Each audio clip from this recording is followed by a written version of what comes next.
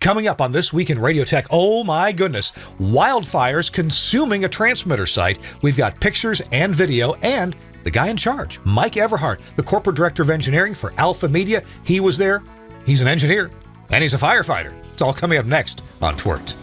This Week in Radio Tech is brought to you by Broadcasters General Store with outstanding service, savings, and support. Online at bgs.cc. By Broadcast Bionics with the Bionic Studio, including talk show control, social media, and visual radio. Broadcast Bionics brings exceptional audience engagement to radio and TV. By Angry Audio. Audio problems disappear when you get angry at angryaudio.com.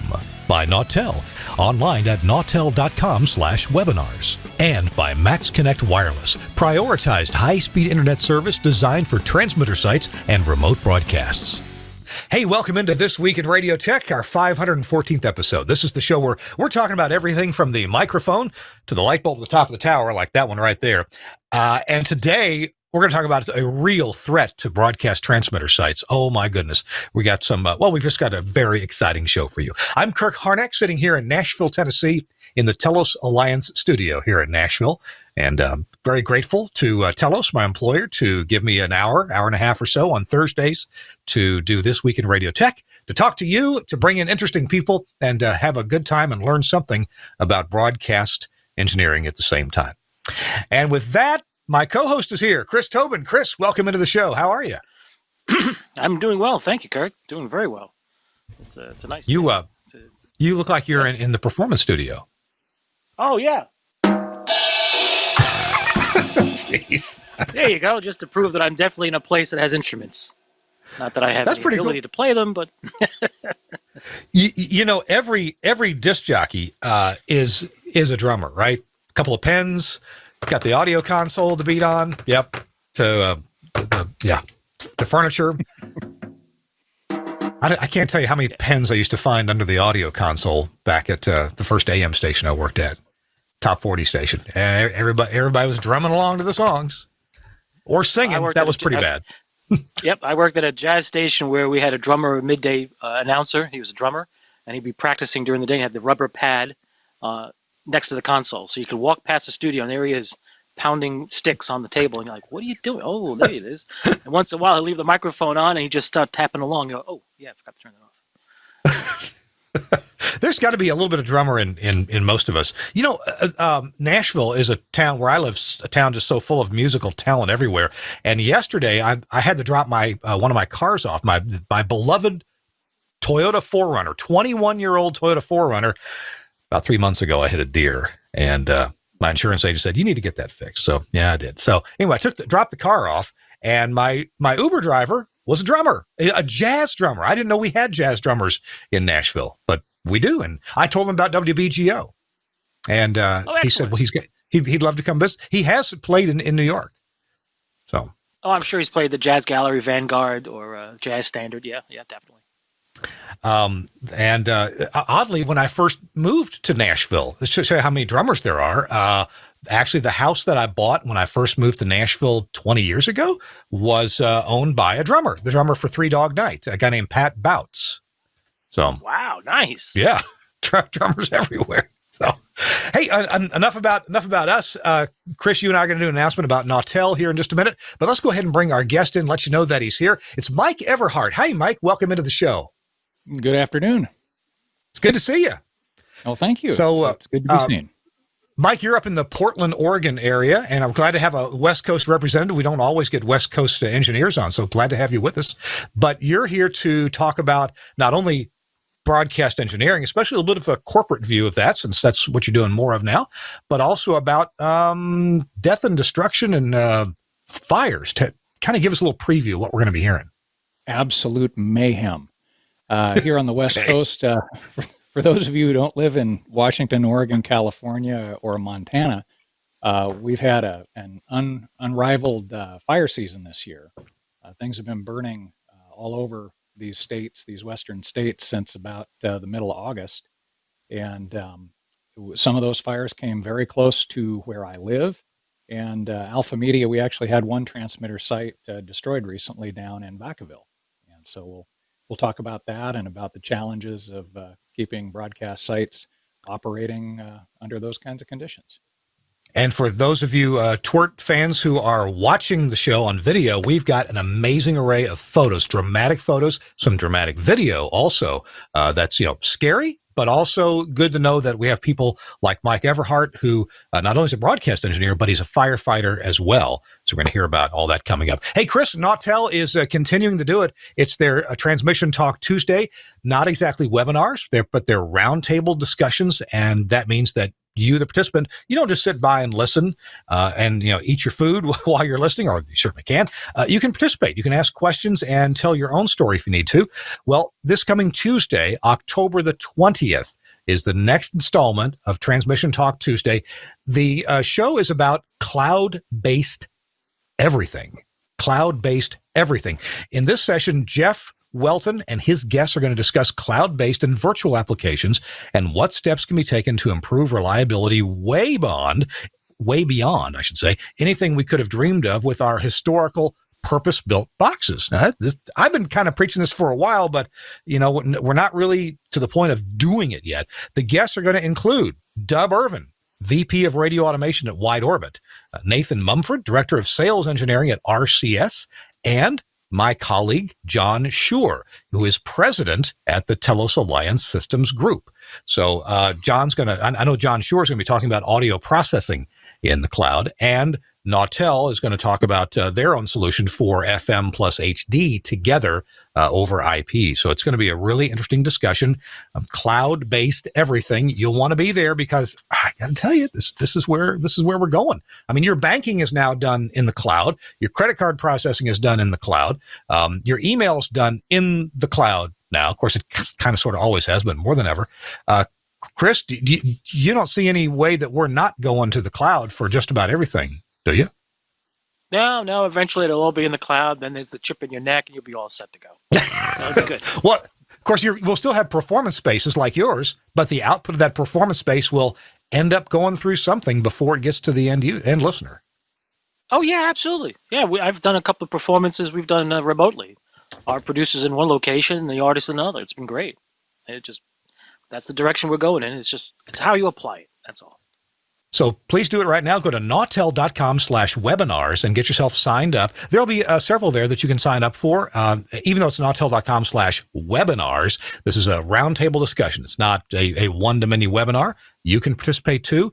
Tell your story, tell your fears, tell your anxiety, tell your doubts about the technologies they're talking about. Maybe they'll address, nothing is ever perfect when we move to it, but it seems like that's where we're going, and it's a great time and place to learn about it. Nautel.com/webinars. Okay, Chris and Mike, we're here to talk about just some fascinating subjects.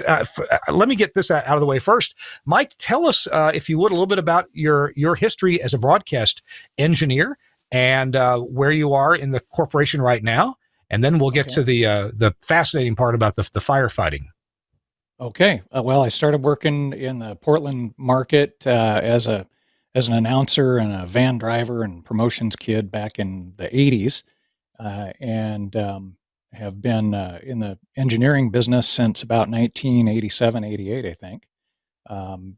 Started with my first chief engineer job in 1990 and continued doing that until Alpha Media came along. I worked for most of the stations in town, just like a lot of other engineers have. Alpha Broadcasting at the time started up in Portland in 2009 and bought the stations I was working at.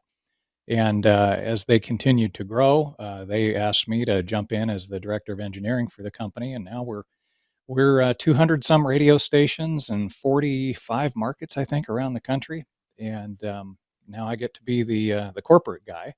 So instead of being hands-on, I'm much more of a spreadsheet person, but it gives me an opportunity to work with the senior management in our company, which I really enjoy doing. And they come to me on regulatory issues and general, high-level policy around our technology and CapEx decisions and the like. And I found it's been a lot of fun, and it's really been an opportunity to grow in my responsibilities. If I'm not mistaken, my friend Gary Morrill is one of your engineers, right? Yeah, Gary's he's our Northeast region director of engineering, and he oversees. He's the busiest working man, I think, in the company.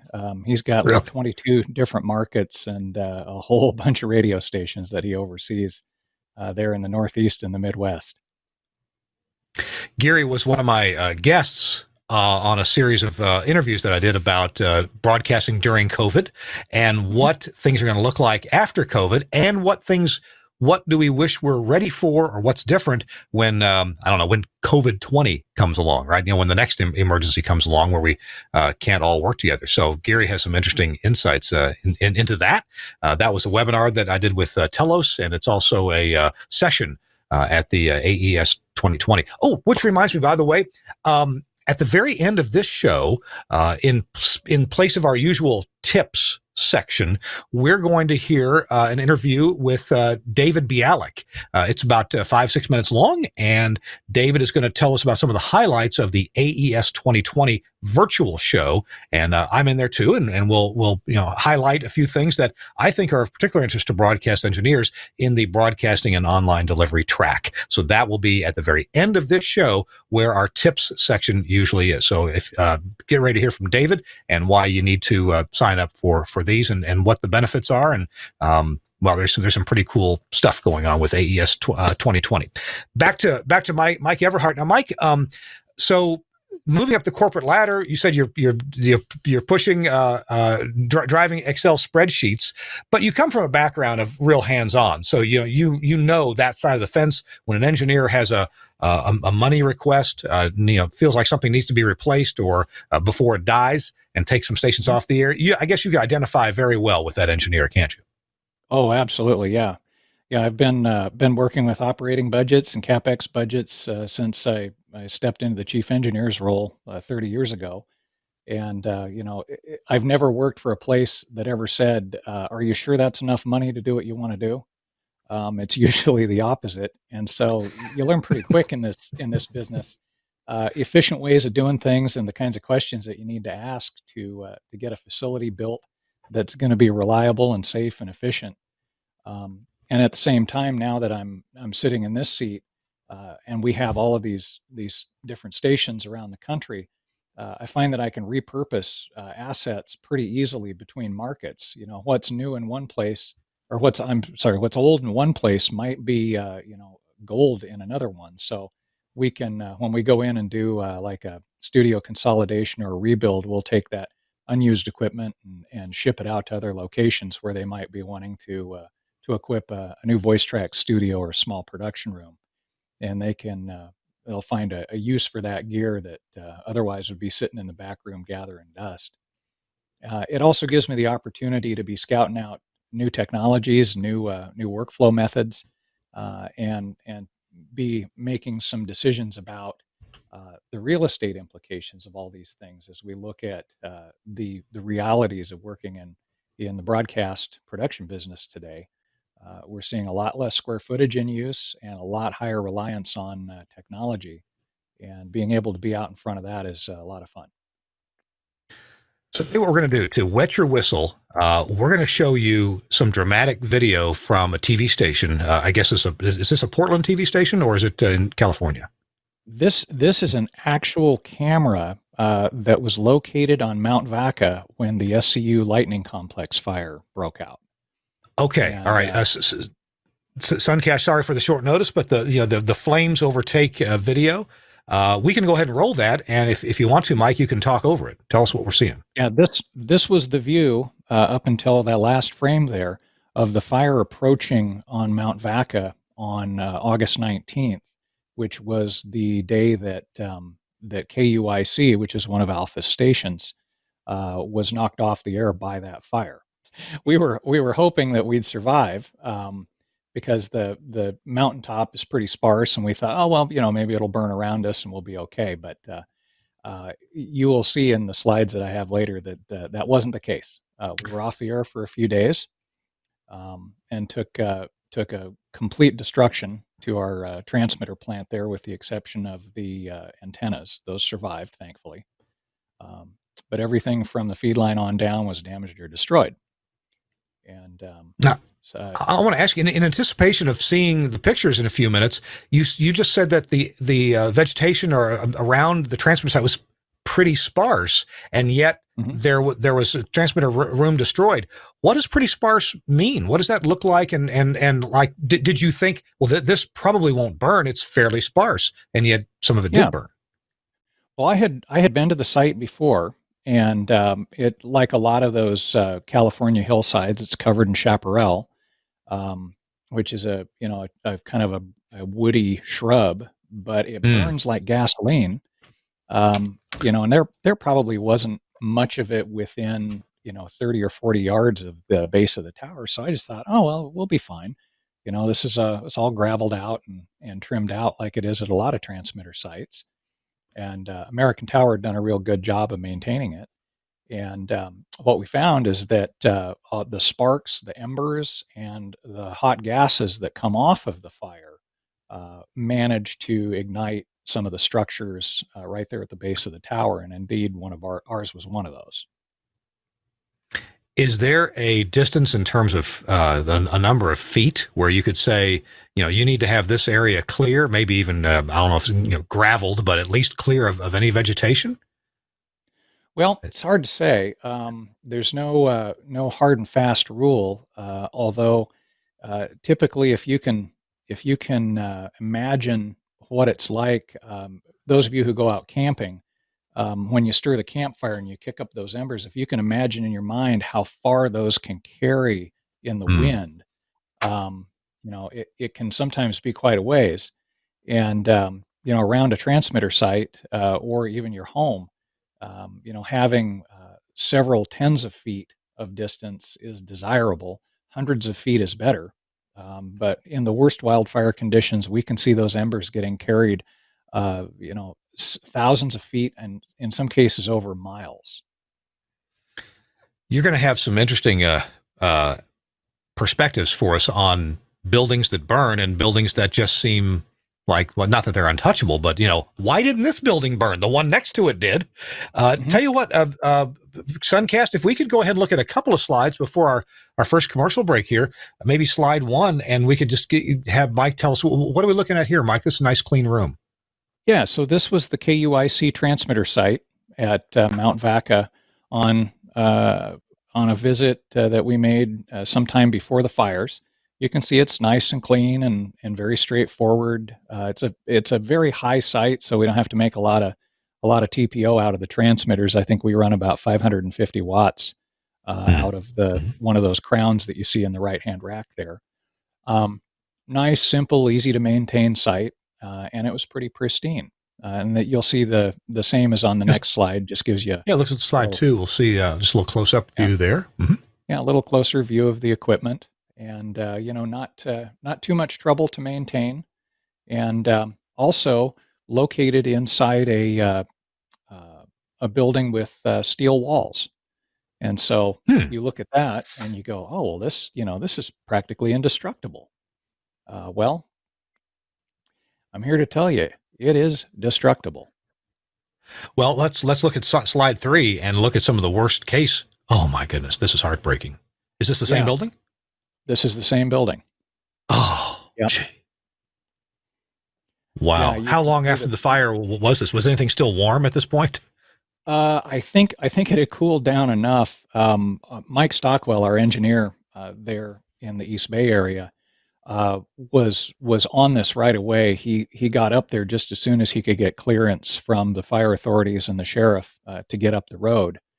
And as you look through these, you can see how that steel building did indeed. There was a way that the contents of it was able to ignite due to the heat in the area. And you can see this hillside here. There's actually still some green there in the foreground. Sure enough. There was, wow. Yeah. But there was some vegetation near the back of the building. But you can see in the distance, those trees and that brush out there is all just completely burned to black. And somehow that got into the building and got it ignited. Now, this slide shows a building on the other side that was completely flattened. This was a wood frame building with steel sheathing on it. And this one went to the ground. but yet the building in the middle is still standing. It's practically untouched.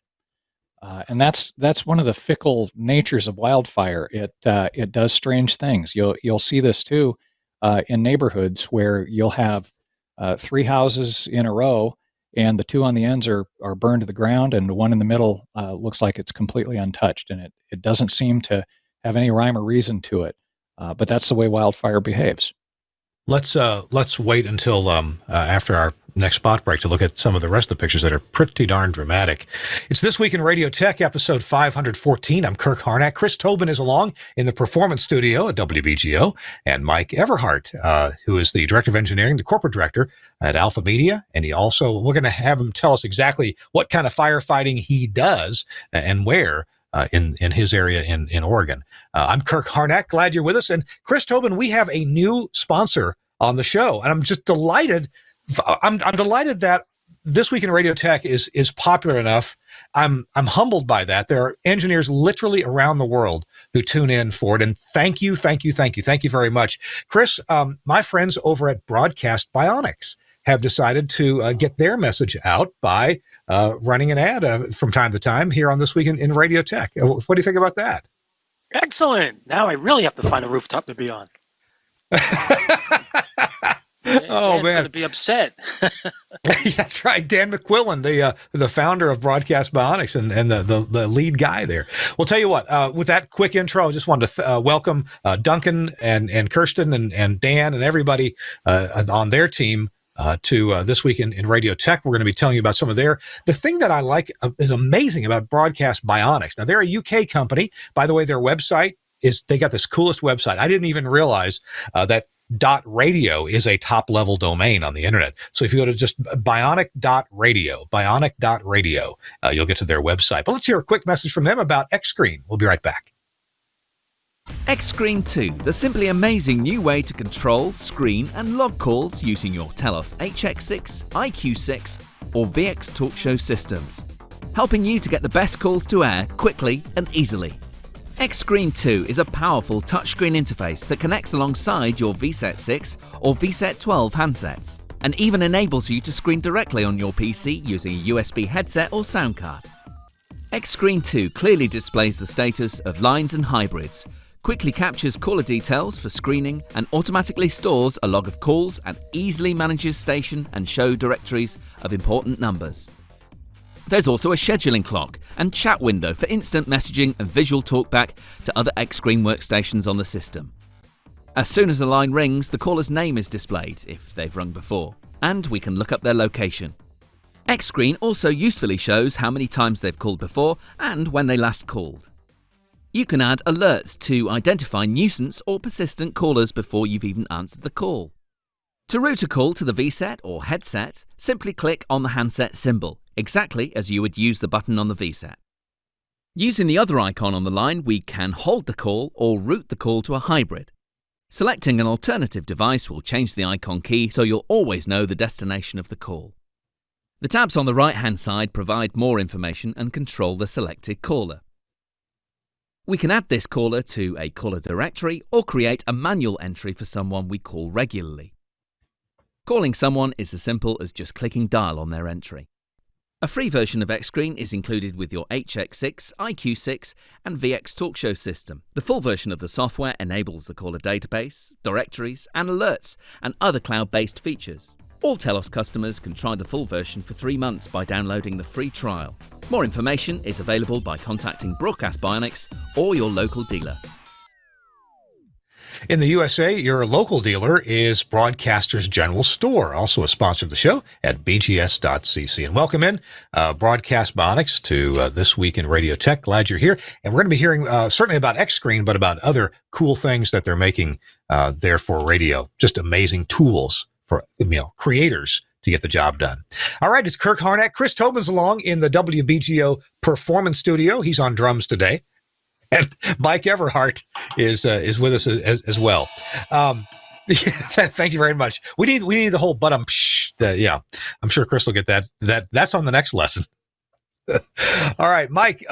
So your LinkedIn profile says you are a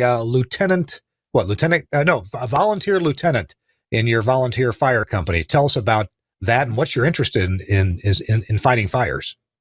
Well, I never set out to be a firefighter, but my wife got me into it. When we moved in together, she was living in Seattle, and she said, "Fine, I'll move in with you down there in Oregon, but I'm going to join the fire department." And I went, "Well, okay, that's whatever you want, darling." And I went to watch her at a training exercise, and she came out of this smoky, burning house and took her helmet and her mask off and was smiling ear to ear. And I said, "Is she having fun? She's having fun doing this." So I signed up for the next fire academy, and I found in going through the training that I have a real an affinity for this. And I also see that there's a lot of parallels between firefighting and the things that firefighters do and the kinds of things that broadcast engineers do. It's not uncommon for an engineer to describe their day as putting out fires. And that's a lot of what firefighters do, in addition to training and being prepared and educated for how to deal with those unusual situations. And so I've been doing this now for about 16 years. As a volunteer lieutenant, I lead fire companies. I can direct a crew on a fire engine, and I also serve as a duty officer for the fire district. So that's like an acting chief after hours and on weekends. I direct larger responses, like multiple unit responses to structure fires and vehicle accidents and other large and unusual situations. That is fascinating, and I got to believe that one of the fascinating things about understanding fires and having experience and as you said, an affinity for firefighting is being able to come upon a scene and evaluate it pretty quickly as to whether you think another company is needed, another truck, another engine, and then also when you go into a burning building, being able to evaluate very quickly, you got to have an incredible sense of what's around you, spatial awareness at any moment. Not a little bit different than what a broadcast engineer needs, but a broadcast engineer must also have quick troubleshooting skills to evaluate. Hey, I'm hearing this. This is wrong on the air. I'm hearing this and not hearing this, and we come up with a quick evaluation as to where the trouble might be. Is it that similar for firefighting?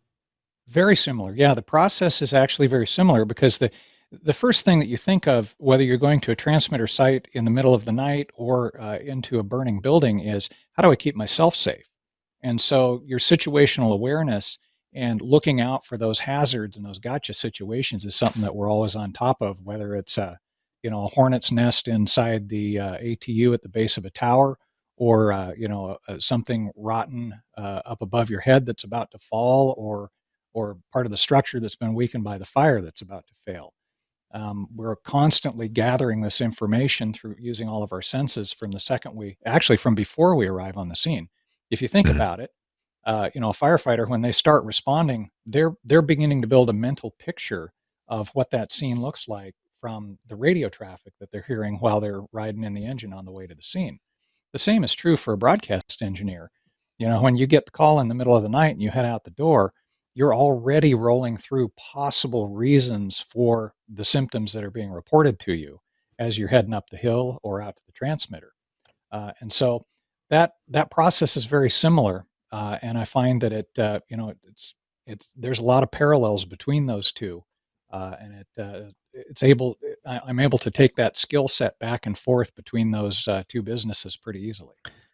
It seems to me, and I don't know anything about it, but it seems there would be an enormous difference between responding to a house or structure fire and responding to a grassland or a brush fire or a forest fire.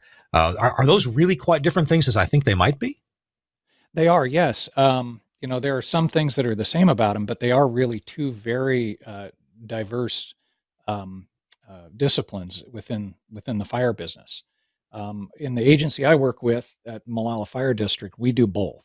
We train our people to be structural firefighters as well as wildland firefighters, because this town that I live in is an urban-rural interface. So we have a lot of people who live out here in timbered areas, in areas with heavy vegetation around the neighborhoods that they live in. And so our chief, when he came in about 12 years ago, looked around and said, we need to do a better job of this, of being prepared for what's going to come. Maybe not now, maybe not next year, but one of these days it's going to happen. And I want you guys to be ready. So he made sure we were extra well trained on the wildland part of the business, as well as being well equipped. Let's go back to looking at some transmitter pictures, but then after that, we're going to return to talking about some of the firefighting techniques. We've heard about, burning a fire line, if I've got the wording right. And of course, we see aircraft, dropping either water or fire retardants on things. So I'm curious to understand that and how it relates to, the terrain that you have. Of course, transmitter sites, as engineers, we know, if you've got a mountain, well, that's where you put the transmitter. So I want to understand some of the things about how you fight fires on hillsides. But if you don't mind, let's continue on for a few minutes with our pictures. Oh, there's that KUIC sign that we saw on the building when it was not burned. Exactly. So this is looking inside the door of that room where we had the formerly pristine transmitter site for KUIC. The sign survived, but you can see everything inside that structure is incinerated. Oh my goodness. Yeah, the equipment in the racks got so hot that it melted and fell to the bottom of the racks as it was burning. Oh, what do you think the temperature in there got to be then? Any idea? Oh, easily over 1,000 degrees. Wow. Oh my goodness. If it does that to equipment, I mean, obviously, heaven forfend a person to be there. And that's an engine? That's the generator? That was the generator. Yes. Wow. Oh my God. Yeah, the generator was in a separate part of the same building. I can hardly imagine the heat. Wow. Was there fire raging from brush around the outside? I mean, how does it get that hot? What's burning for it to get that hot?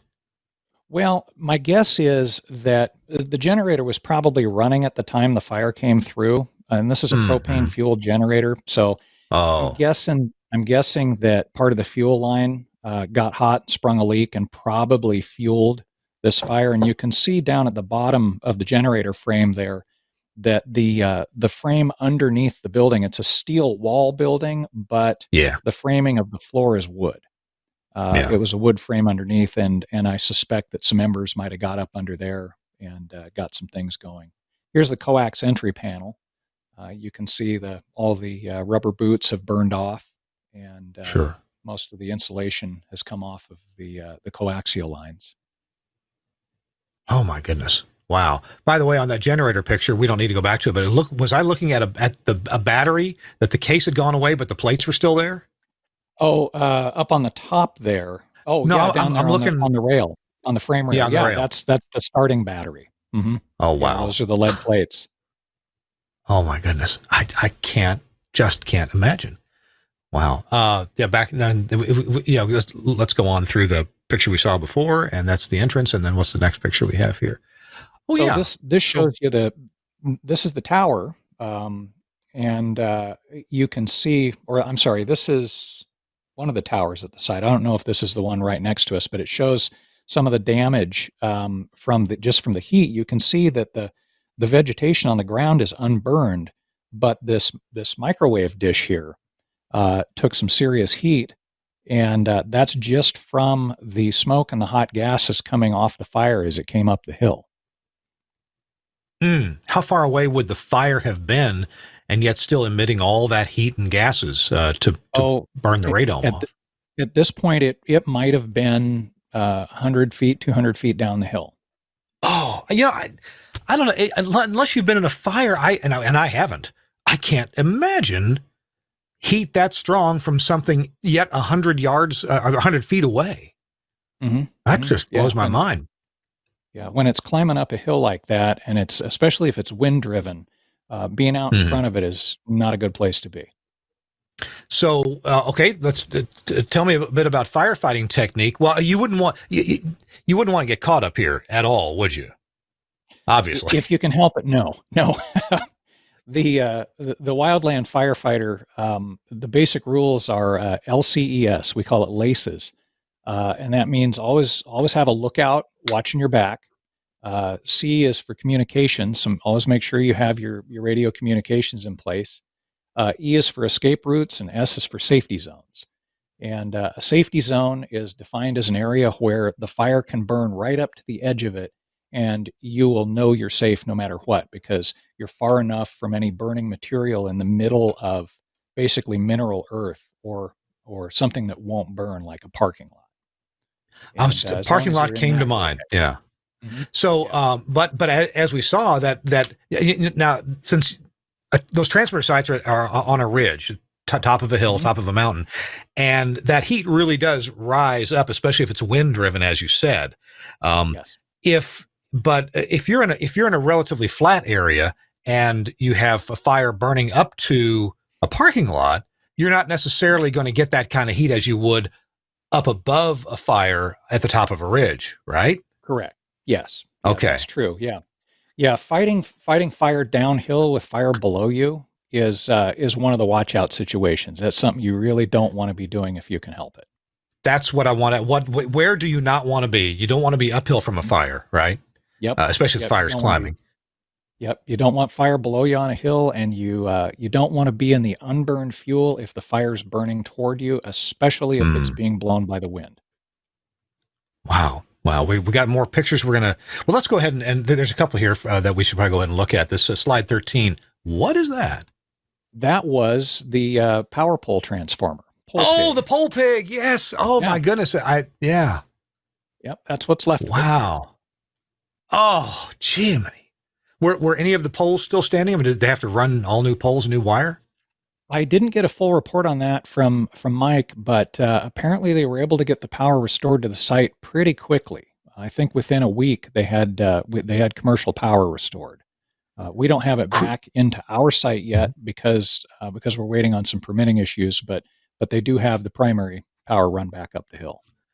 Chris was in New York City during Hurricane Sandy, and there was of course, a different kind of destruction going on then. Chris, is there any comparison between the destruction you're seeing here with this wildfire and the destruction that you saw with Hurricane Sandy and all those underground vaults being filled with water? No, a little different, but it was definitely the water. I guess you could think of it as terms of the water and being more than almost knee deep in some areas. It could wash you down. You could get like an undertow. You could think of it that way.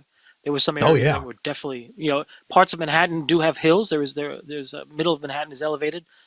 The parts toward the rivers on both sides do sort of, whoops, look at that.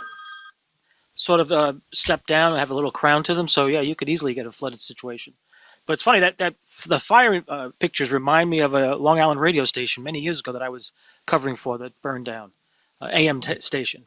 It caught fire. Vandalism. And it too suffered. The building went to the ground. There was nothing left of it. And the transmitters were melted. The modules were melted. They were aluminum modules. And the frame collapsed onto itself. And actually, it gave me some flashbacks. I was like, wow, look at that. I remember a similar situation. Difference was I got the call, and it was there when the fire department was on scene and arriving. I was driving up the road as they were passing me. And I could see the bright sort of orange light in the distance late at night. I'm going, that's not a good sign. That's the transmitter site, the 5-tower field. Pulled up to a building that was fully involved, and there was pretty much nothing left as the roof collapsed as I stood there and watched it. It was like, whoa, look at that. Next morning it was a great media station. So I got next morning, got them back up and running a little bit, but Milford Smith was good enough to bring in a transmitter, and we got things going in about 2 days. So Smitty was there. Mike, for someone like me who's never been up close and personal with a fire, either a house fire, building fire, transmitter side fire, or a wildfire like what you've been through here, is there any way to describe or prepare somebody who hasn't been through that for what destruction and danger that you are in? I don't really know how you can tell someone about it and get across the full effect of what a fire can do to a structure or to the landscape. It's something that you just really have to get up close to and see for yourself to really understand it. We've got one more quick slide here from this site. Let's slide 14. Let's take a look at that before we take a quick break. And what are we looking at right here? So these are the coaxial lines running up the tower. You can see the tower's still standing and relatively unscathed, but These are some of KUIC's transmission and STL receive lines, and you can see that the insulation's been burned off of them, and that if they're not already leaking air, they're going to be sometime in the near future. So we'll be replacing these lines all the way up to the antennas as we work to get the site restored. The two slightly larger coaxes, are those 7/8 or are they 1 5/8 or something else? I think, based on what I remember about the site, I think those are either 1 1/4 or 1 5/8 heliacs. Okay. Yeah, they kind of look like it. Yeah. All right. Wow. So they would be air dielectric most likely. Yeah. There. And I saw you had a dehydrator in the rack. Mm-hmm. Yeah. Go ahead. Sorry. Go ahead. How do you evaluate the tower for structural capability after a fire? Well, when I own the tower, I'll get a structural engineer out there to weigh in on the soundness of the tower. In this case, this tower is owned by American Tower, and so they've got their folks. They've got their folks looking at it and ensuring that it's going to be safe to work on. Wow. Hey, it's episode 514 of This Week in Radio Tech. I'm Kirk Harnack, along with Chris Tobin in Newark at the WBGO Performance Studio, and Mike Everhart from Portland, Corporate Director of Engineering for Alpha Media, is with us, and we're talking about these fires. And we've seen them all on the news, but and we probably have seen, there are more cameras at tower sites, so sometimes we get a view from that. But Mike's giving us a really frontline view of what's going on. Coming up right after the break, we've got some pretty pictures of some really clever engineering to get stations back on the air. I'm excited about these pictures coming up, and I want you to stick with us. Our show, This Week in Radio Tech, is brought to you in part by Broadcasters General Store and our friends at Innovonics. The Aaron 655 is the latest addition to the Innovonics family of rebroadcast receivers, designed specifically for FM broadcast translators, also referred to as relay transmitters. The Aaron 655 is unique as an uncompromising DSP-based HD radio and FM receiver combined with a powerful 3-band audio processor and dynamic RDS encoder. IP connectivity adds streaming capabilities, and a web browser interface gives you total remote control of the unit from any PC or mobile device. The Aaron 655 gives you maximum flexibility for program sources. Select program audio from analog FM, digital channels HD1 through 8, streaming sources, and analog or AES digital line inputs, all with assignable failover audio backup. The internal RDS encoder allows you to customize your RDS messaging. You can use incoming off-air RDS data, convert HD radio pad data to RDS, convert streamed metadata to RDS, or receive IP telnet data. Comprehensive audio processing includes gated and windowed AGC, a unique syllabic leveler, 3 bands of compression, and both wideband and independent HF limiting. Easy setup is achieved by using 10 factory presets and 10 customizable presets. The processor also supports day parting, allowing automatic preset changes to follow different programming formats throughout your broadcast day. The front panel has an OLED display and jog wheel with intuitive menus for easy setup, advanced control, and editing for all operating parameters. The Aaron 655 dynamic web interface gives you total remote control of the unit from any PC or mobile device. A comprehensive set of menus includes a quick overview of now playing info, input-output control, processor options, RDS encoder, alarms and notifications, SNMP settings, and much more. You can also listen to the live audio broadcast streamed through the web interface.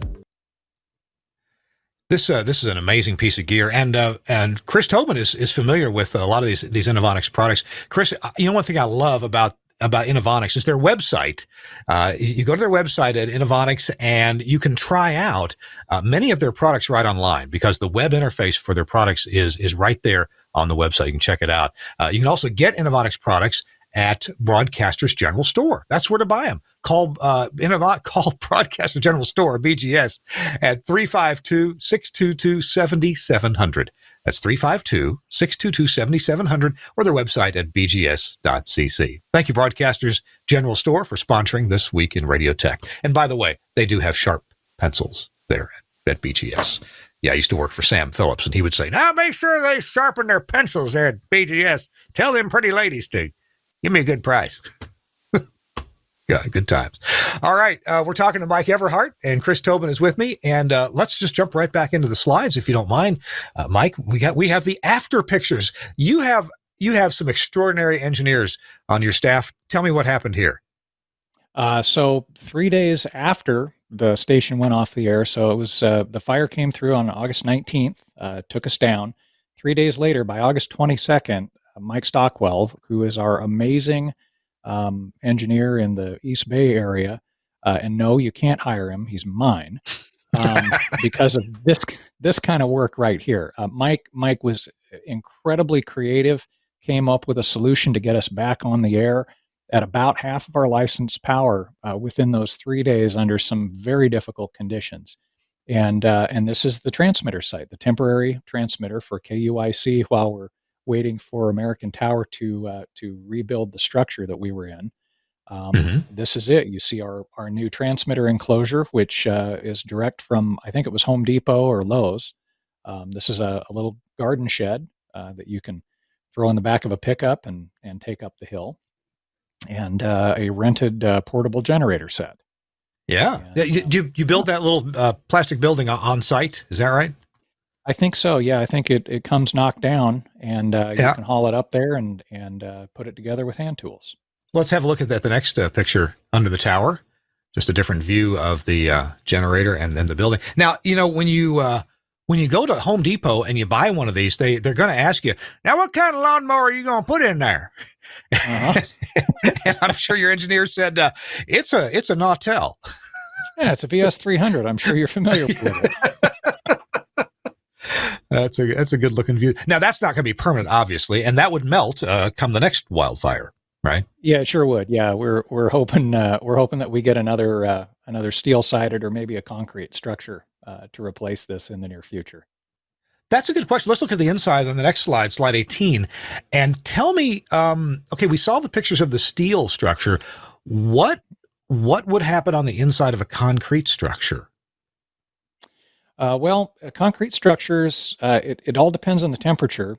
Typically, concrete being thicker, it has a higher ability to absorb heat up to a point. But a concrete structure, if the heat on the outside of the building is prolonged, it'll become an oven, basically. But if it's a quick, flashy fire like this one was, a concrete structure would probably survive under these conditions. If you had like one of those concrete, prefab cellular structures that we see at a lot of places, probably would have been much better under these conditions. Let's see slide 19, and we get a closer look here on the Nautel and some accessories that are around it. And I realize this is temporary. This isn't all rack mount. Looks like you got a shelving unit from Costco. Excuse me. Yep. And I saw the little air conditioner unit sitting in there. Yep. Just a little room air conditioner, the kind you'd duct through a window usually. When Mike cut a little slot in the side of the garden shed and has it plumbed in there so we can keep the little shed nice and cool. He's got a UPS and power distribution, the yellow box over there in the corner that's feeding the equipment. And then we have our VS300, and he's actually using a cell phone and an audio codec as his temporary STL lash up while we work to get the main STL repaired. Oh, wow.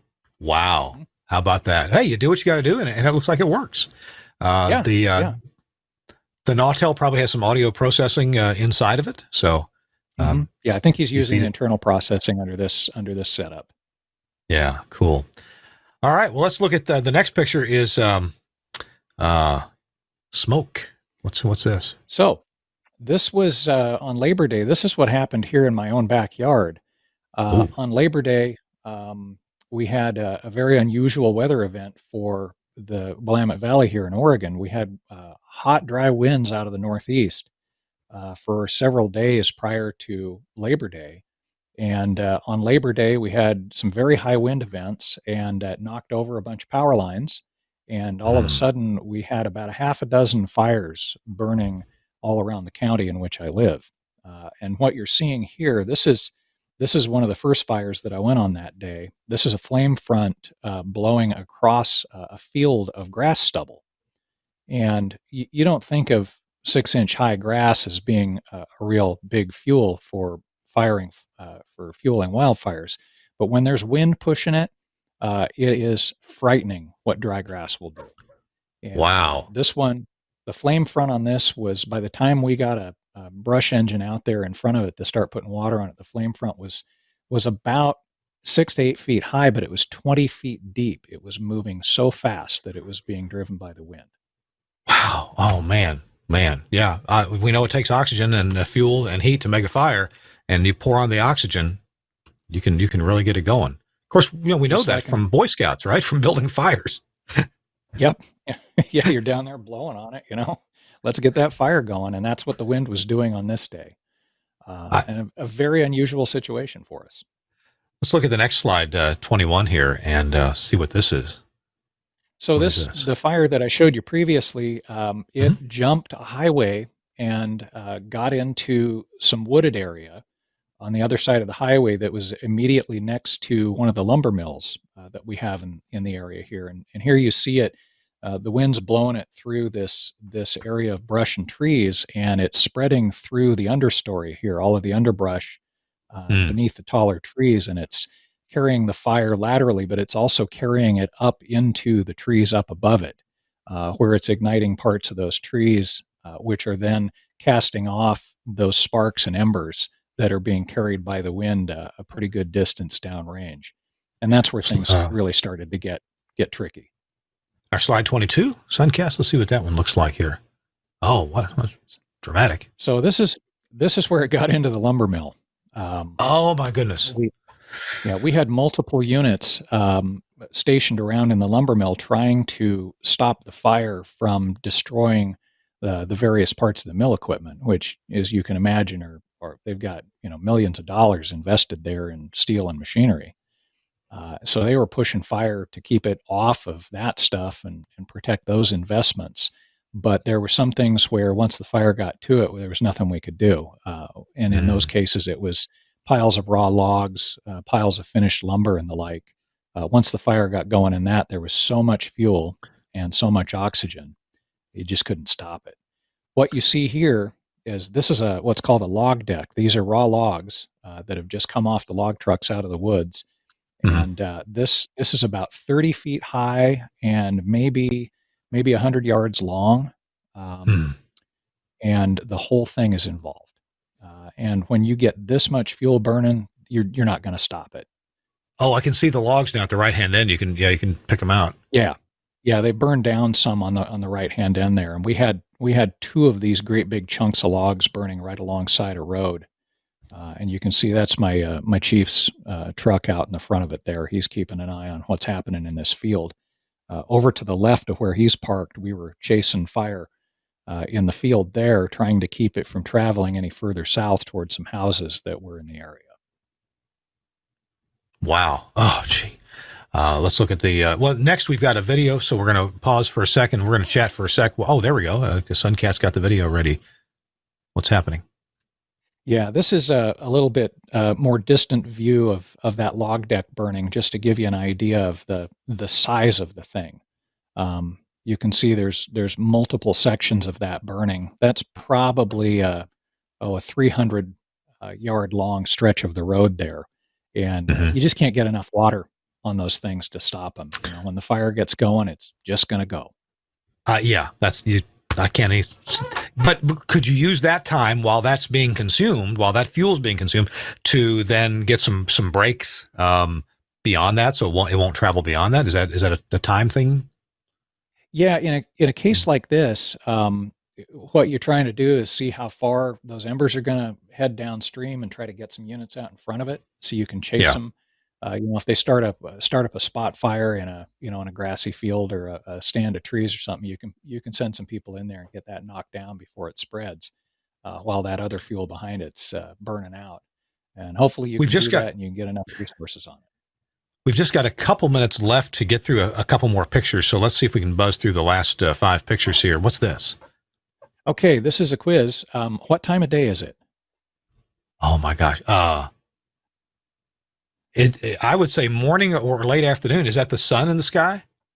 That is not the sun. That's a street lamp, and that glow is sunlight, but the smoke has it tamped down pretty hard. This is the street that runs in front of the fire station in the town where I live, and this is 10 a.m. on 2 days into the fires. 10 a.m. It looks like a solar eclipse.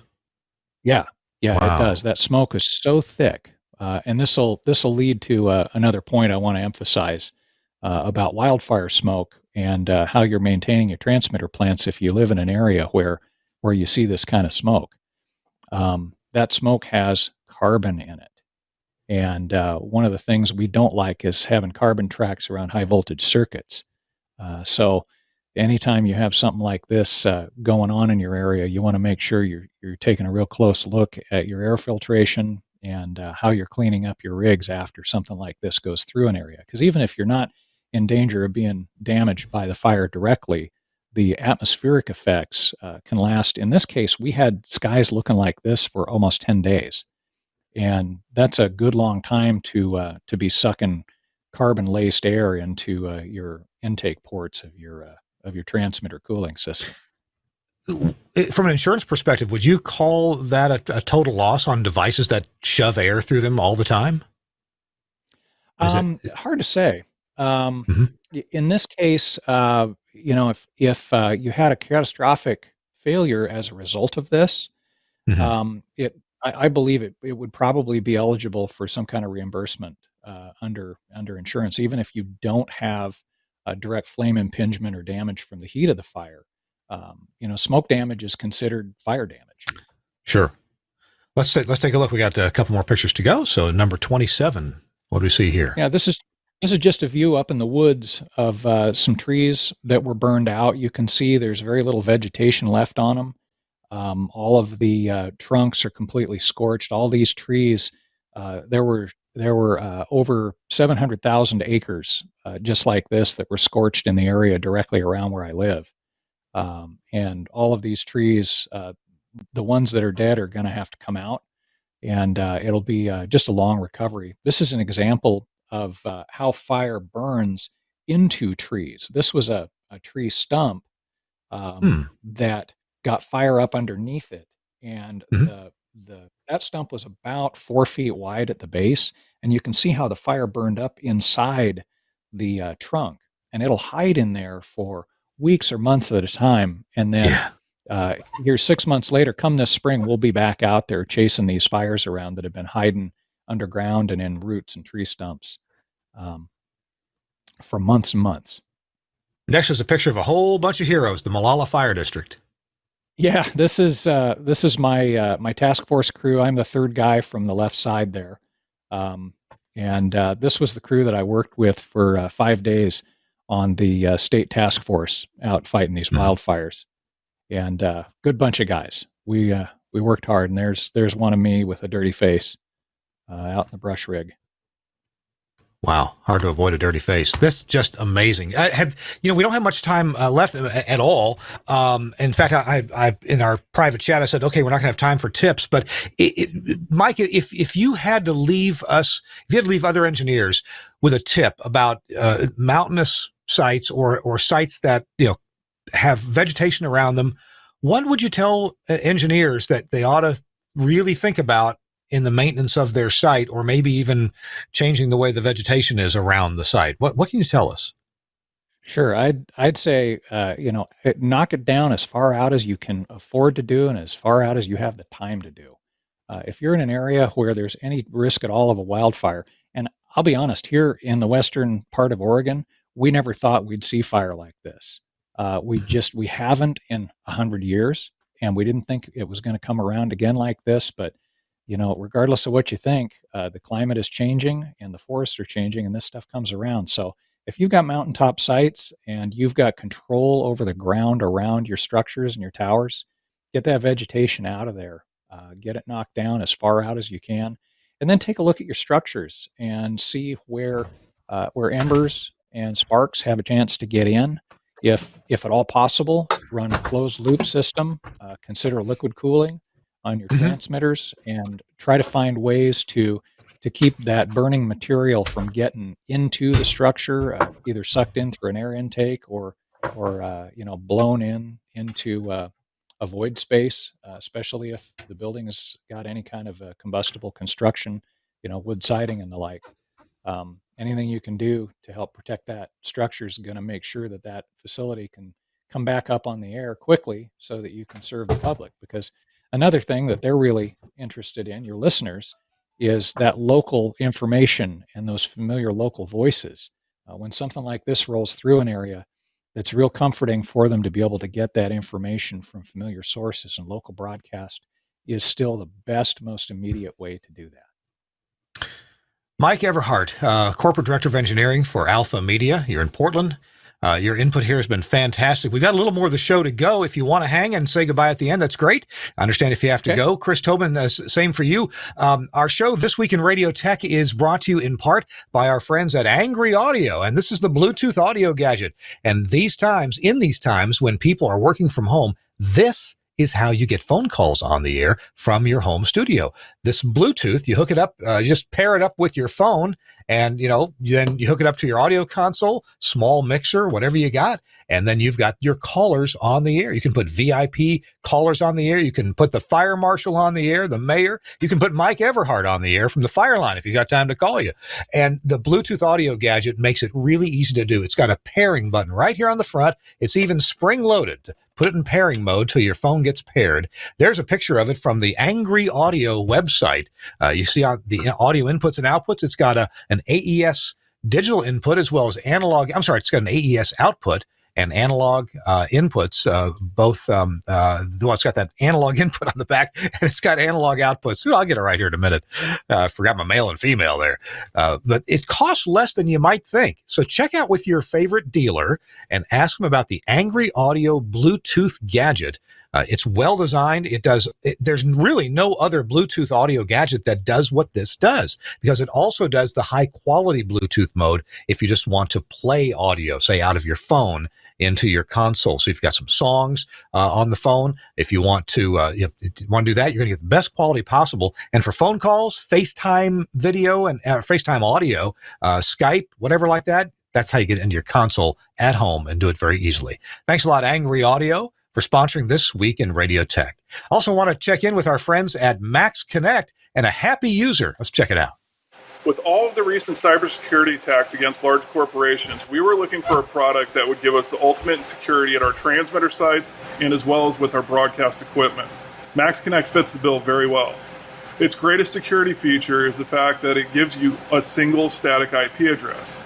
Using this single static IP address allows us to close hundreds of open ports on our firewalls across the company and restrict access to only the Max Connect IPs.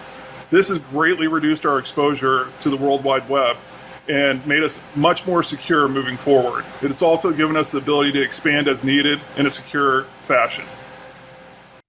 That's John with Radio 1, and you should check out Max Connect Wireless. It'll get you that 4G LTE prioritized data at your transmitter site or your remote broadcast, whatever you need to do. In fact, we're going to be using one next on Monday the 19th. Yeah, we're going to be live at the Next Best Thing event here in Nashville for This Week in Radio Tech on a special day. So check that out.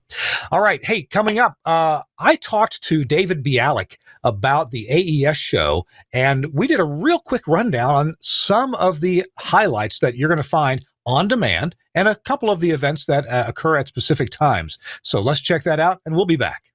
Hey, it's Kirk Harnack on This Week in Radio Tech, and I'm here with David Bialik. Hey, David, good to see you.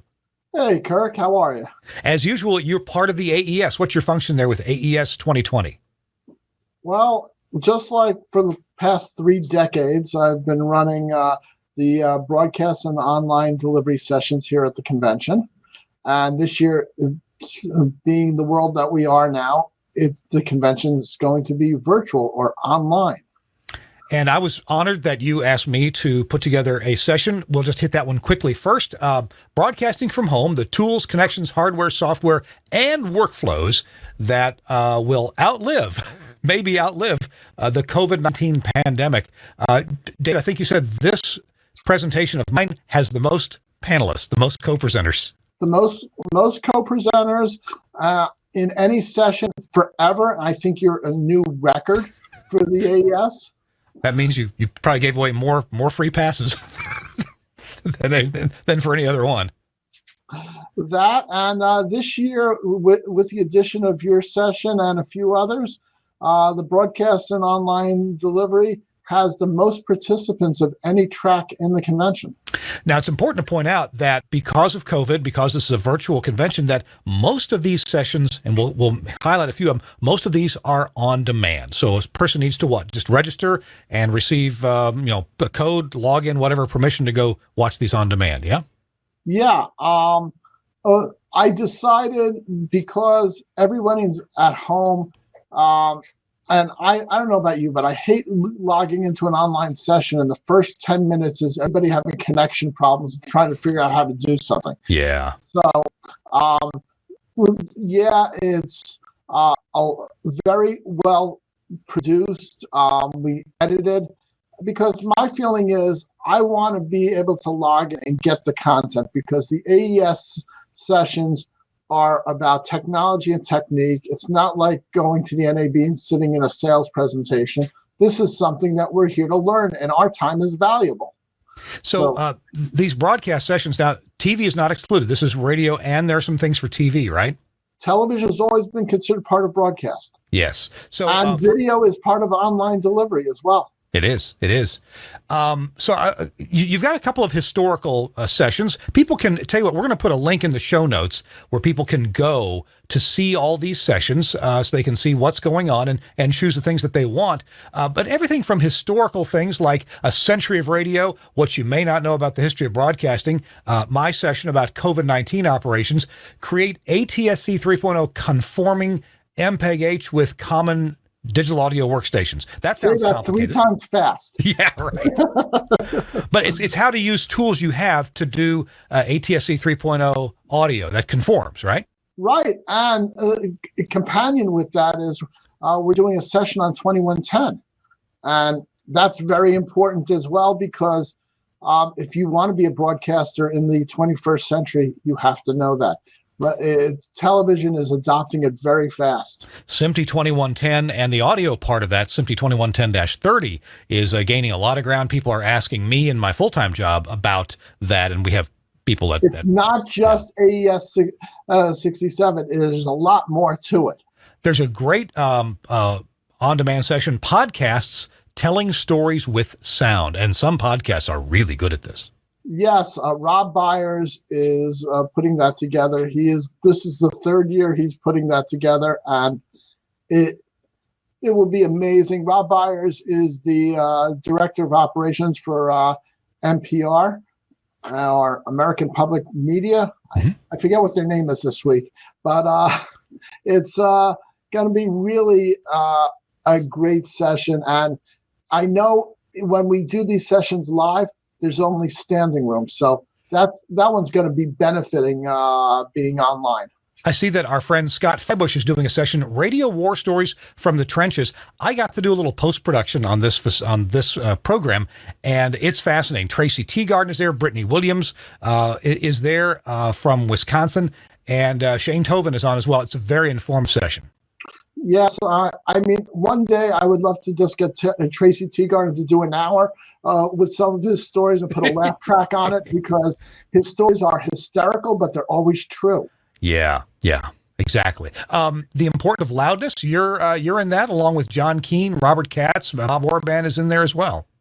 Yeah, loudness is a very important issue. I chair the Technical Committee for Broadcast and Online Delivery for the AES, and we are currently revising the recommendations for streaming loudness, and we're going to be discussing that. And we also were the ones that did the work for OTT loudness. So it definitely affects the company you work for considerably. It does. There are 3 sessions that are not on demand. They have specific times. They're toward the end of the month. In fact, they're all on Thursday, October 29th. There's a couple of them that are virtual tours of BBC facilities, one in Wales and the other at Broadcasting House in London. I've been there, not through the whole thing, just through a part of it, and it's amazing. It's fascinating. I look forward to that on October 29th. They just rebuilt those two facilities, and I fell into it this time. They wrote to me and said, "Hey, we're rebuilding this. We're going to video it.